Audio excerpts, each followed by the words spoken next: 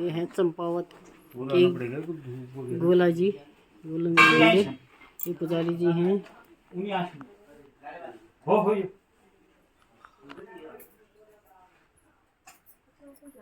अच्छा ये अंदर है?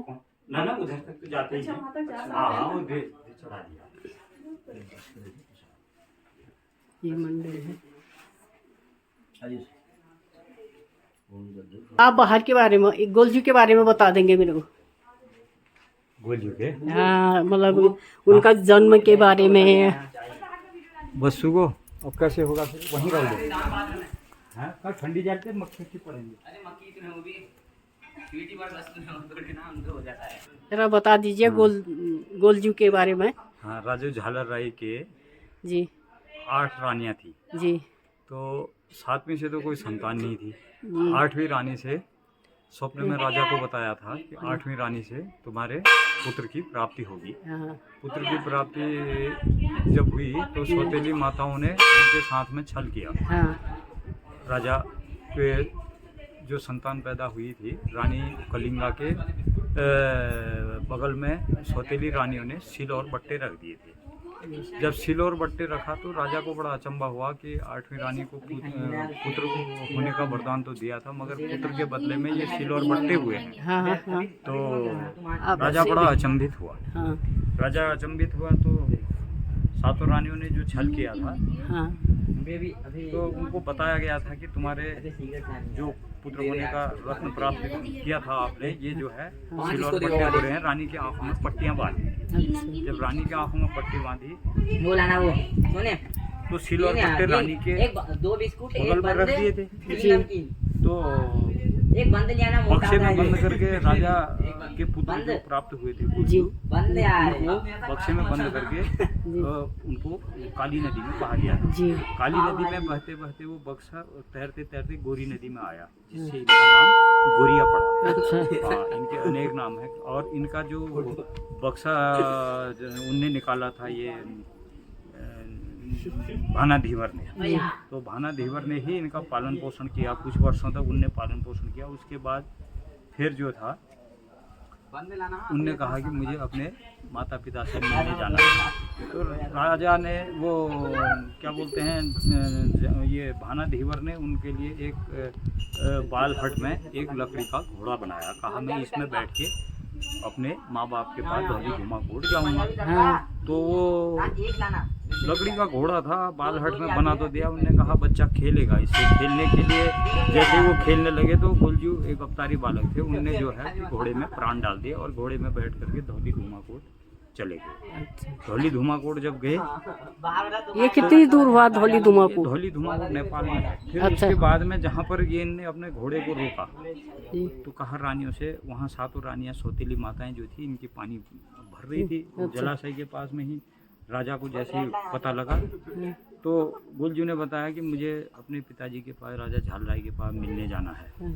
तो रानियां हंसने लगी कि ये काठ का घोड़ा पानी पीने की बात कर रहे हो बालक, अभी तुम अबोध हो, तुम्हें इतना ज्ञान नहीं है, लकड़ी का घोड़ा पानी नहीं पीता है। तो वहाँ पर गोलजू ने उनको एक सटीक उत्तर दिया कि अगर लकड़ी का घोड़ा पानी नहीं पी सकता है तो एक माँ भी सिल और बट्टे को जन्म नहीं दे सकती है।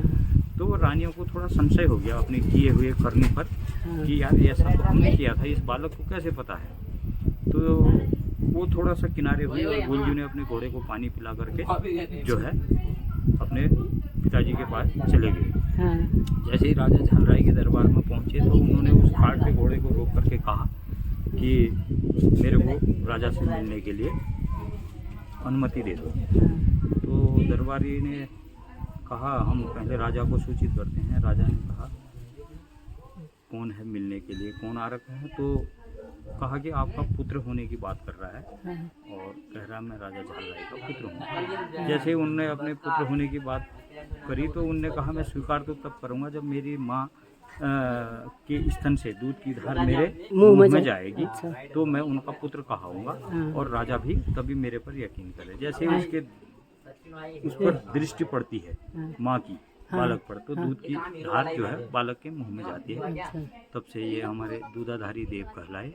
और राजा झालराय के बाद इन्होंने जब शिक्षा ग्रहण करी, शिक्षा ग्रहण करने के बाद गुरु गोरखनाथ जी के पास में शिक्षा ग्रहण करी। शिक्षा ग्रहण करने के बाद यहाँ पर एक जटिया मसान जो था वो बताते हैं कि बलि ले लेता था, आदमी के चलते फिरते बलि ले लेता था। अच्छा।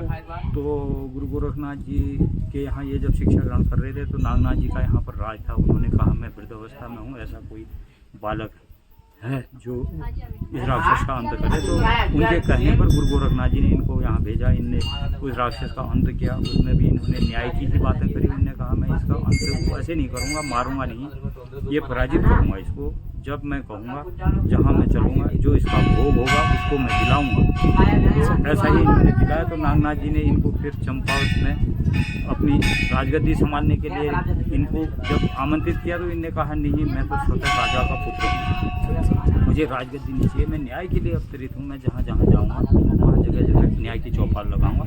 ऐसे ही चंपावत में इन्होंने प्रथम दृष्टया न्याय की चौपाल लगाई। जहाँ जहाँ गोलजू गए वहाँ वहाँ पर इन्होंने अपनी न्याय की चौपाल लगाई। और काठ का घोड़ा ही इनकी सवारी था। आज भी हमारे उत्तराखंड में ही अनेक अनेक जगह के लोग यहाँ पर आते हैं, न्याय की गुहार लगाते हैं, उनको न्याय मिलता है। और साथ ही हमारे कुल पूजी देवता हैं। और मैं बार बार अपने गोलजू के चरणों में शीश झुकाकर यही कहता हूँ कि गोलजू सबकी प्रार्थना सुनो। और हमें तो आपने ऐसा मौका दे रखा है जो हम आपके दरबार में एक कर्मचारी के तौर पर साफ सफाई भी करते आए हैं, मगर सबकी सुनो और सुनते भी हैं।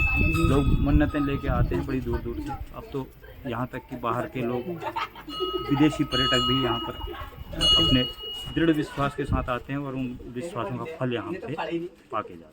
अच्छा, इनका जन्म नेपाल में हुआ था। नेपाल से के अच्छा, धौली धुमाकोट में। बहुत बहुत धन्यवाद आपका। क्षेत्र ही पहले नेपाल में हुआ करता था। अच्छा। हाँ, सारे देवी देवता हमारे पांडवकालीन है। सारे विभाजन से पूर्व में ये नेपाल का ही माना जाता था। महाकाली अंचल से उधर नेपाल, इधर इंडिया। बहुत बहुत धन्यवाद आपका। आपने हमको गोलजू की इतनी बड़ी कहानी सुनाई, कथा सुनाई, और गोलजू की कृपा सब पर बनी रहे। और हम गोलजू से माफ़ी मांगते हैं।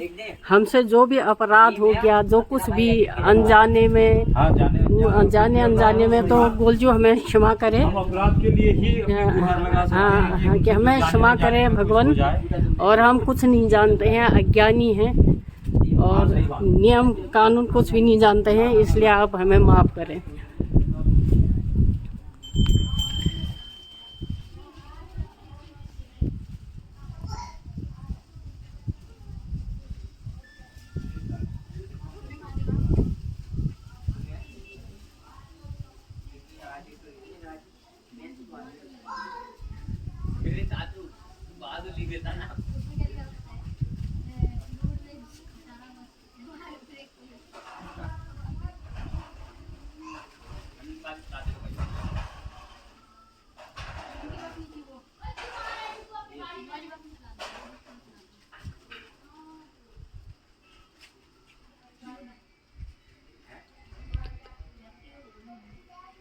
देगा बिना ब्रेक की बस। मैं तो चला दूंगा।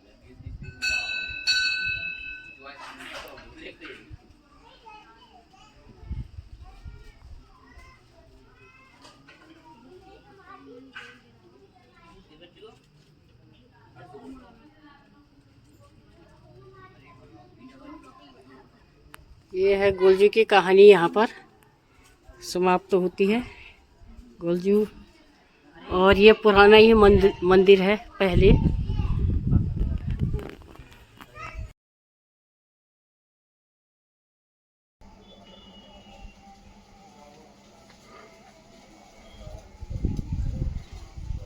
तुम ऐसे बनाओ, हमारे को हटा के।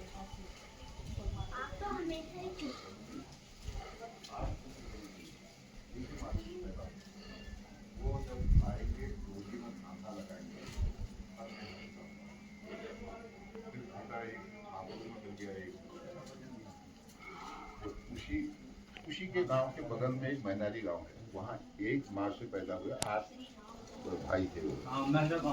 उनको बुलाया, उनको लाए थे। तब जाके वो लिंग निकला। अब लोग में मंदिर है वो खड्डे की पूजा होती है वहाँ पर, अभी भी एक खड्डा है वहाँ, खड्डे की पूजा होती है। तब वो लिंग को